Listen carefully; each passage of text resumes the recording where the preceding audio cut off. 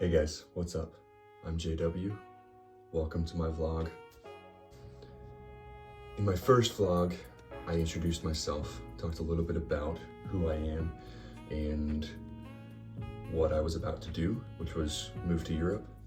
And now, in the sequel, I have moved to Europe. I've actually been living here in Tallinn, Estonia for 3 weeks. I'm sure as time goes on, I will get more into all of the reasons that brought me here to living in Europe. But today I want to focus on the main reason that I decided to make such a big life decision. And that was so that I could be a professional musician, specifically a classical singer in Europe. So I really want to go a little more in depth into my personal story as a musician, just to give people the background, so you have that perspective on my life, and also know what I've gone through to get to this point where I am now. So to start, we have to go back to middle school, I suppose. I really didn't have any musical training before that. A lot of people do. A lot of people have some kind of music lessons from earlier in childhood. For me, the only musical influence I really had as a kid was that my dad was a huge fan of classic rock, and I listened to that a lot. I grew up on the Beatles and Aerosmith and AC/DC, and those things influenced an appreciation for music, but I wouldn't really say those had an impact on me deciding to start playing music. Actually, around the time I started middle school, my interests were changing, as most people's do when they're in, those preteen years, going through a lot of changes in general. But something new I decided to do at the time, with some suggestions from family, was to pick up an instrument, start playing in band in middle school. I would have been, 11 or so, and I started playing in 6th grade band, playing saxophone. That was the first experience I really had with music. Through middle school, music became one of the only things that I really enjoyed. Probably the only thing that could compete with music at the time was video games. And I continued to develop that interest, from that age of 11 or 12, all through middle and high school, and obviously past that as well. I think at the time, it was hard for me to stay interested in many things. Like, I was good at school, and right before middle school, I played sports and did some other things. But when I started to really get into music, I realized it was something that I was naturally picking up fairly quickly. I considered myself good at it at that age, but I also enjoyed. I was finding fulfillment in becoming good at my instrument, but also the social aspects, making friends, and having a good time in band, even at that middle school level. So for a few years, that's all I did. I was a saxophone player in middle school bands, and outside of school, I was mostly playing video games. In high school, I took band a little more seriously. I guess it was a little more of my identity, and I was playing saxophone for all the ensembles that I could while in high school band. That meant concert band, marching band, pep band, and jazz band, which of course got me some solos, and I liked that. I still didn't take it seriously enough to where I practiced very much outside of school, which would have made me a much better saxophone player, better musician. Again, I was pretty good at it without having to practice a whole lot, and I really liked it. So I delved deeper into music at those ages, like 15, 16, early in high school. I started to learn guitar on my own, just through internet videos and such, never took lessons. And similarly, I ended up using my own money to actually buy a keyboard, a full 88 key weighted piano keyboard, and started teaching myself piano as well. I had also been involved somewhat in the theater programs at my middle and high school, In middle school, it was more tech-related positions, but in high school, I started to get into a little bit of acting. And through that, I did my first ever musical, which was Into the Woods. This would have been at, I think, 16 years old, and I had essentially never sang before, not for anything. At this point in my life, 16 years old, I had never been in choir. I was a good musician because I'd had a lot of experience in band and learning a couple other instruments. But aside from messing around with piano and guitar and trying to learn to sing a little bit, I really hadn't learned how to use my voice at all. This musical was kind of eye-opening because before that point in my life, I really thought I was tone deaf, or at least, some kind of monotone. It was just like I could never sing properly. I was always out of tune, never matching pitch.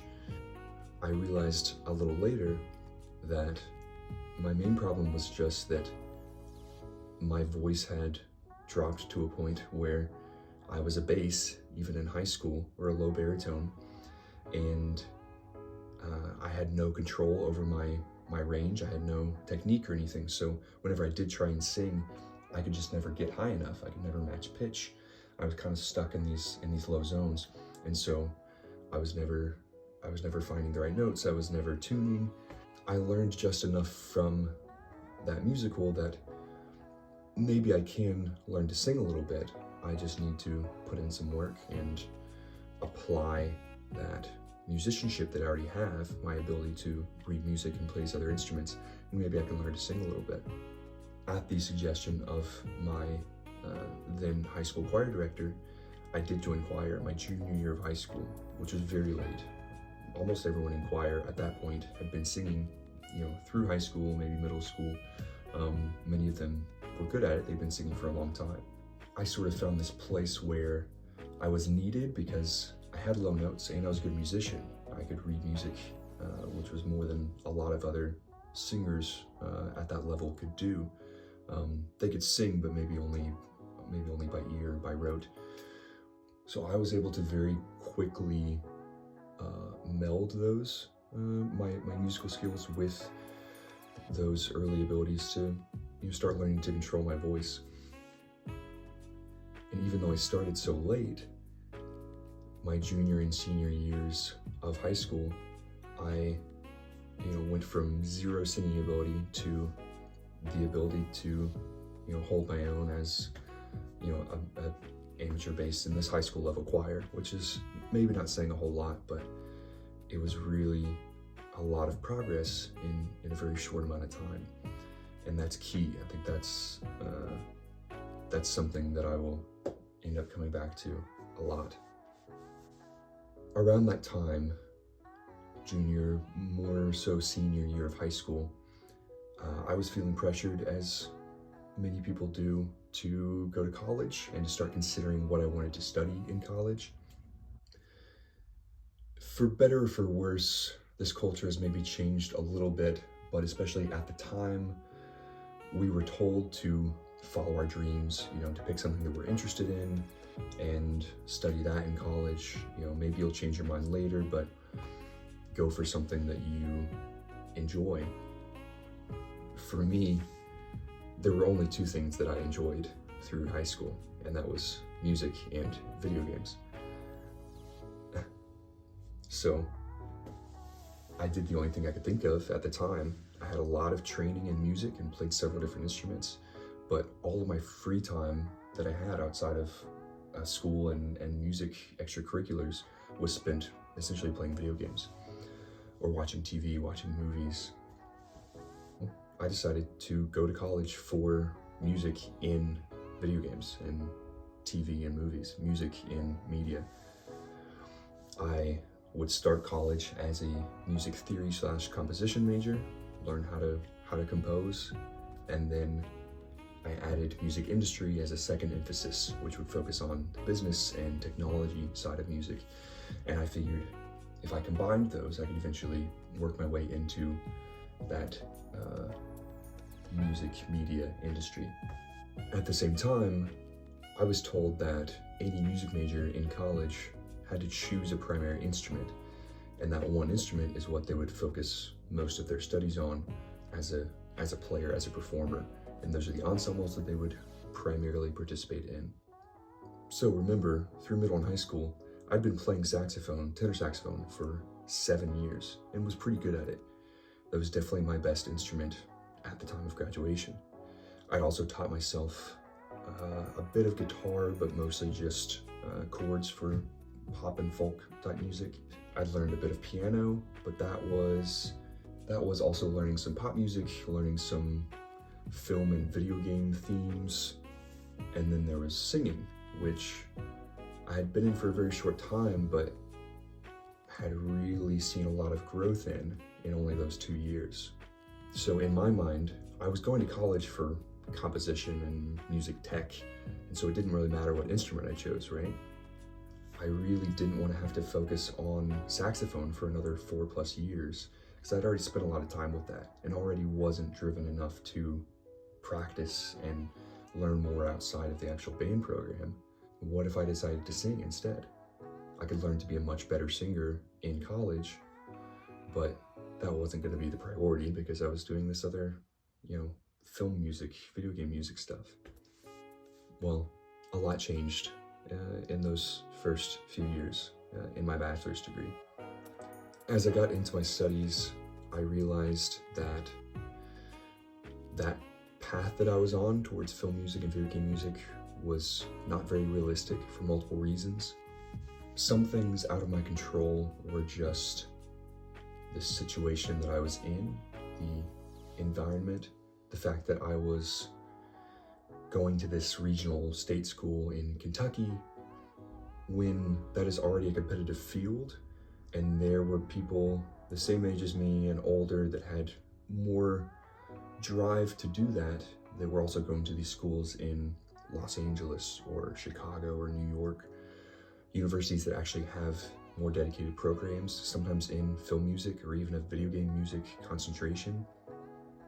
When you took that and the fact that I wasn't feeling motivated enough to really dig in and only be a composer, it didn't really make sense for me to put much more energy into that path, considering it seemed like that was not very realistic, which I think is fair to say.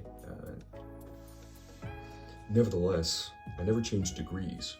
I continued working on that double concentration for my bachelor's degree so that I could finish school in 4 years, which was hard at times. There were many things that added stress, and maybe it would have been better for me to have spent an extra year or to have considered looking into other degrees, but I stuck with it. At the same time I was finishing this composition and industry double bachelor's degree, I'd been singing the whole time, and sort of as I predicted from high school, I went from a level of knowing almost nothing and being one of the least experienced singers in the program as a voice major freshman. I developed so much in that 4 years. Again, I went from not knowing how to control my voice very well, navigate my range. I didn't know a lot of basics of singing, like solfege. I'd never had voice lessons in my life until college. A lot of the singers that I was in college with that were voice majors, they came from much better high school choir programs. They'd had some kind of voice lessons or voice teaching, and I didn't have any of that. So I knew that I had already started very behind, but I learned very quickly and eventually found motivation and drive to really practice and work on that side of my musicianship and becoming a good singer. Even though that wasn't anywhere near a priority of mine in the beginning, it became something that I cared about through those 4 years. I didn't do an education degree, I definitely didn't do a performance degree, but I had started to care a lot more about my singing and saw a lot of progress in my singing and how I applied it to the choral ensembles. I went from singing in only the most basic non-auditioned choir at the school, and working my way up to singing in multiple high-level ensembles by the time I graduated. And something I could already tell that was a strength of mine was my versatility and adaptability. Maybe that came from my background as a multi-instrumentalist and my experience with theory and composing and other things that weren't as focused in singing. I felt like I could fit in fairly well with any genre or era of music. The classical stuff we did in choir, the modern, less tonal music, pop a cappella, vocal jazz, opera chorus. I did a lot of things and never felt like I was really good and able to specialize in one thing, but I could do it all fairly well. So I learned a lot, had become a pretty good singer in my own right in a short amount of time. Again, a lot of development. And I also was really enjoying it. My focus definitely shifted in the last couple of years of that bachelor's degree. And instead of working towards a career in music media, film music, video game music, anything like that, I decided to focus instead on the singing. I started to think, I'm really enjoying this. I could see this being something that I pursue as a career because I think that I could get to a level where I'm good enough. I also like it enough to see myself doing this regularly, making money and not hating what I do for the rest of my life.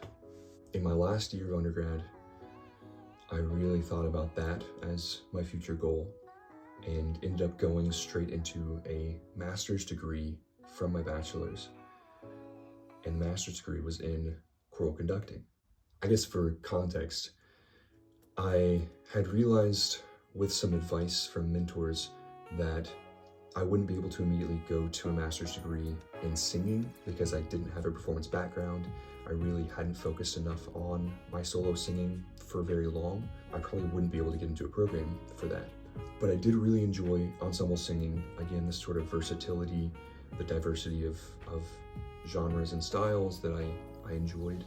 And so the idea was there that maybe I would direct ensembles in the future. I didn't necessarily want to teach younger ages, but maybe higher level choirs is something I could see myself doing in the future. But at the same time, even before I finished my bachelor's degree, there was already this idea that I could go for a master's in choral conducting and maybe add voice and really try and focus on being a professional choir musician, a professional ensemble singer. And I made that happen. I went to graduate school for choral conducting, but ended up adding a voice performance second emphasis, similarly to what I did in my bachelor's degree with totally different degree programs. It added a third year and a lot more, a bit more coursework and requirements, but I did this 3-year master's program and ended up getting the double degree in both choral conducting and vocal performance. Now, the end of my degree was tenuous because I graduated in the spring of 2020, which of course is when COVID happened. What was my last semester was proving to be one of the most difficult. Sometimes I think back and wonder if I would have even finished if COVID hadn't happened. I think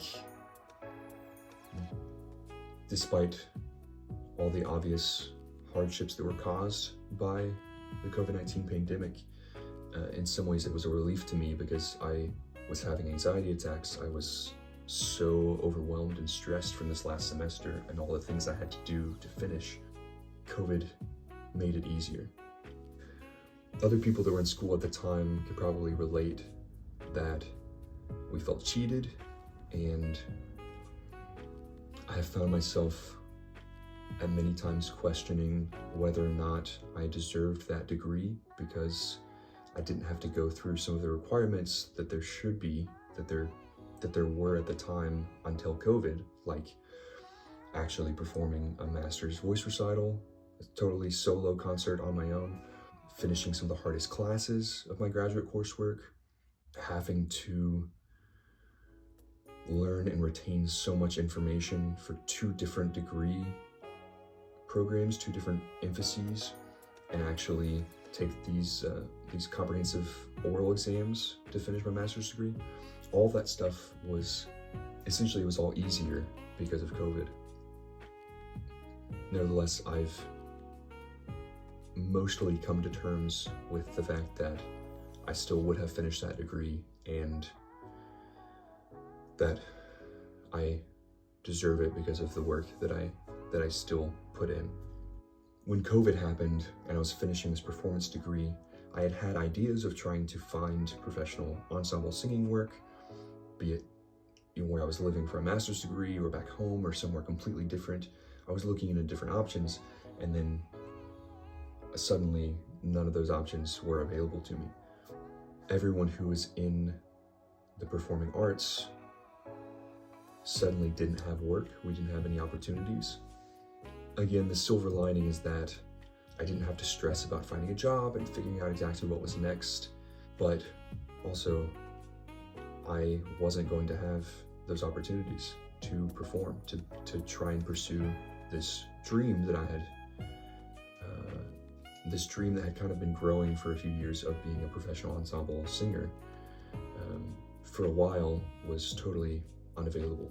So I moved home, and as opportunities became available again, I tried to find everything that I could, every possible way to perform and continue growing my voice and my craft, which meant becoming a better singer, also making more connections, sort of exploring styles and music that I was less familiar with, just to grow my own understanding and musicianship. And so I started doing a lot of church choir music. I started singing with another semi-professional choir that really challenged me in ways that I hadn't experienced since graduate school.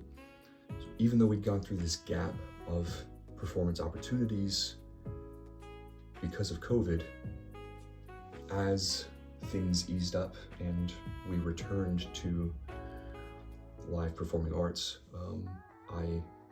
I was able to find those options again, even though it was a totally different place than where I had been for graduate school for 3 years.